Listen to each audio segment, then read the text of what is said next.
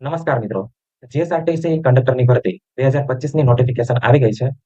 આ જીએસઆરટી કંડક્ટરની ભરતી માત્ર દિવ્યાંગ લોકો માટે જ હશે, તેની ખાસ નોંધ લેવી.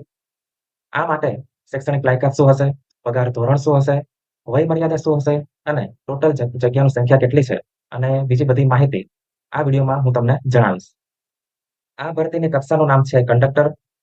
પગાર ધોરણ 5 વર્ષ માટે 26,000 રહેશે. કુલ જગ્યાઓ 571 છે.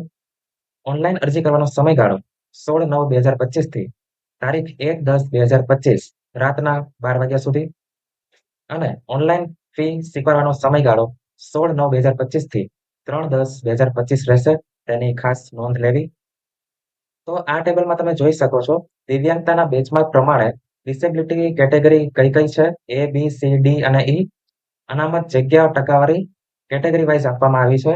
દિવ્યાંગતાના પ્રકાર કેટલા છે અને દિવ્યાંગ ઉમેદવારો માટે જગ્યાઓની સંખ્યા કેટલી છે એ અહીંયા દર્શાવવામાં આવી છે.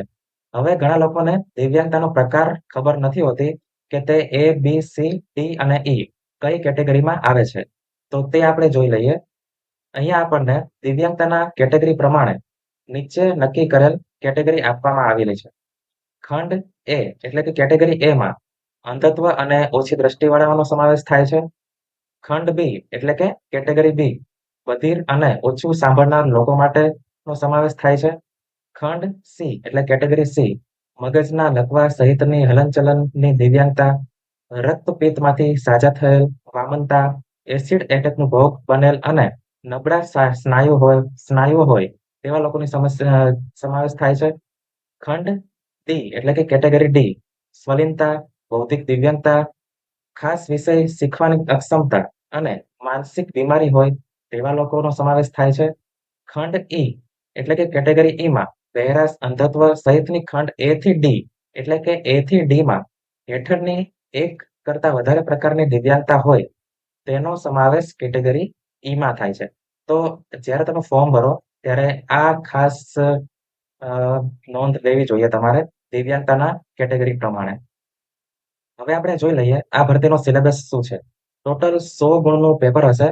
તેમાં 20 ગુણ સામાન્ય જ્ઞાન, ગુજરાતનો ઇતિહાસ, ભૂગોળ, ગુજરાતના વર્તમાન બનાવો અને ધોરણ 12 કક્ષાનું ગુજરાત ઇતિહાસ, ભૂગોળ, સામાન્ય જ્ઞાન હશે. રોડ સેફટી 10 ગુણનું હશે. ગુજરાતી વ્યાકરણ ધોરણ 10 કક્ષાનું 10 ગુણનું. અંગ્રેજી વ્યાકરણ ધોરણ 12 કક્ષાનું 10 ગુણનું.